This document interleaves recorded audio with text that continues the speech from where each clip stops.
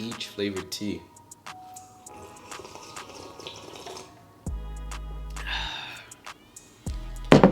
That was one point in my life when I was not a fan of tea at all, you feel me? But that peach tea though, if you're not a fan of tea and you drink peach tea flavored, bro, trust me, you will love tea after that. Today I just wanted to talk about this book. We are not out in the field today. I just really wanted to just sit down with you guys and, you know, face to face, just talk about this great book that I ended up purchasing maybe like a month or two ago. I was very intrigued at the simple fact that this man by the name of Michael Kenna, I don't know if I'm saying the last name correctly. If I'm saying it wrong, my bad, Michael. But one thing that just intrigued me, and I was just so interested in just purchasing this book. Purchasing this book to just take a look at these photos, was the fact that the camera that this man took these photos with literally is a toy camera. It's the HOLGA. I had bought this maybe possibly like a month ago, but yeah, like this is a 120 film camera. It's a medium format. If you guys go watch my previous video, I did shoot with a medium format camera, which is the Mamiya 645.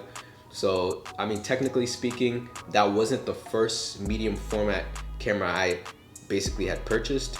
This was, but as you can see, I never opened it, so I never actually used it. So the video with dealing with the Mamiya 645, that was the first time I literally used a medium format, you know, out in the field like that. So this whole camera itself is plastic.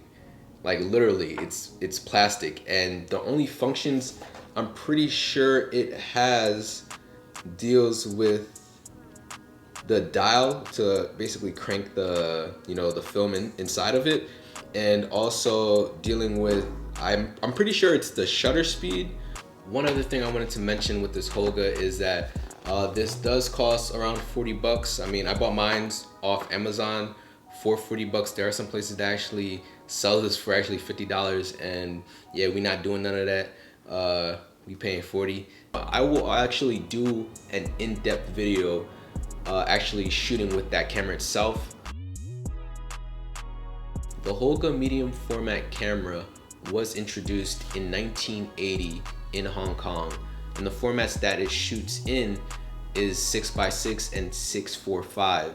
Once again, I did shoot on a Mamiya 645, and that is the format, that's the smallest medium format you can actually shoot on. Then it goes up to 6x6, and then it goes to 6.7. So, but yeah, the HOLGA camera does shoot on only 6x6 and 6x4.5.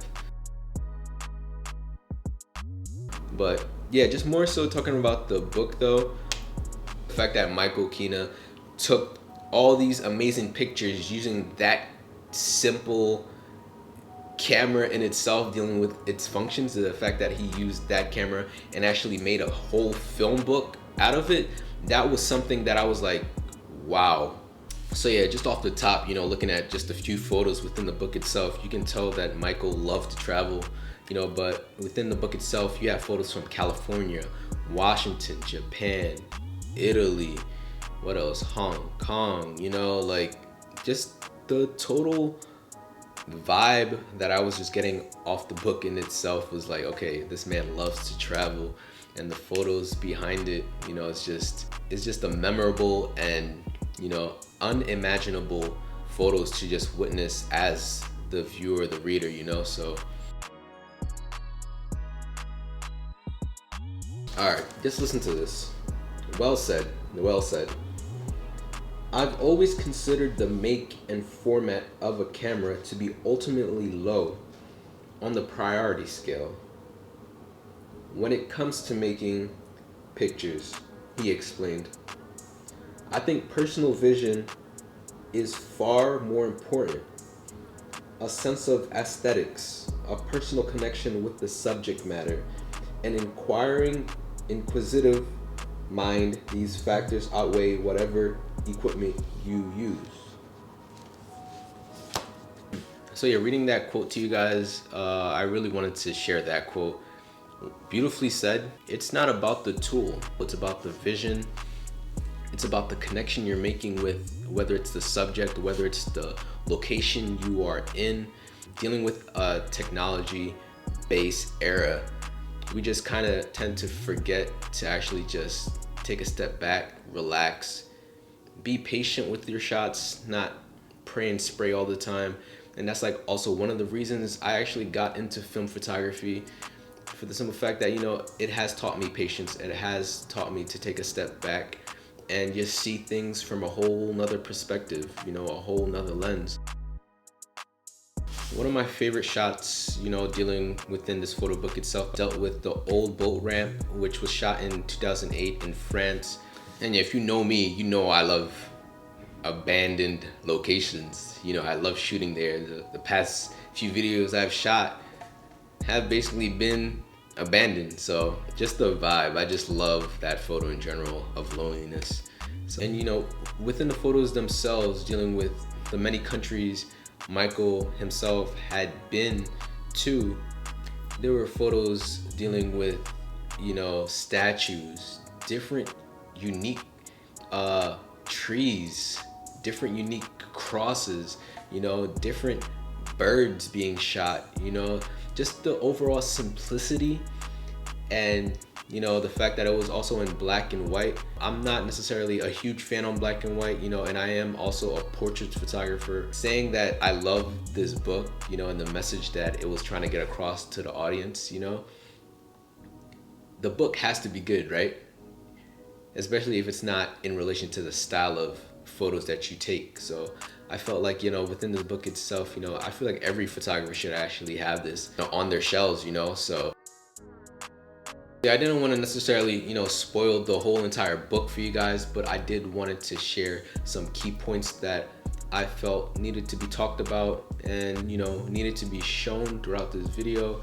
If you would like to know more about, you know, just the book in general, there will be a link below. And also Michael Kenna does have an Instagram, so I will be putting that also below. But yeah, once again, just something you guys should just take out of this video in itself.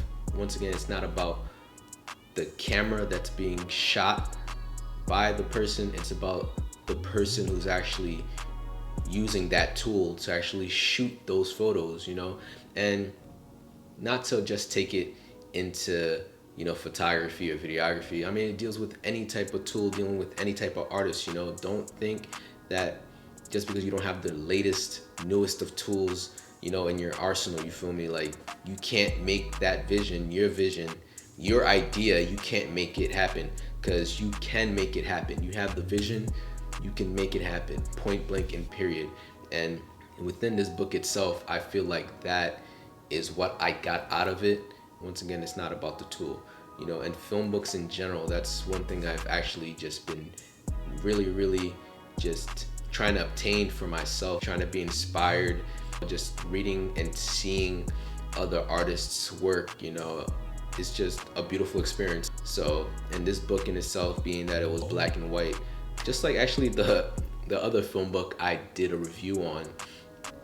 But yeah, I don't know, there's something about black and white photos that, you know, I can, you know, look at those type of photos for days and days, but I don't really shoot with black and white, you know. So I don't know, it's a weird thing, but nonetheless, this book, I enjoyed it. But yeah, make sure you guys like, comment, and subscribe. And once again, thank you guys so much for the love and support.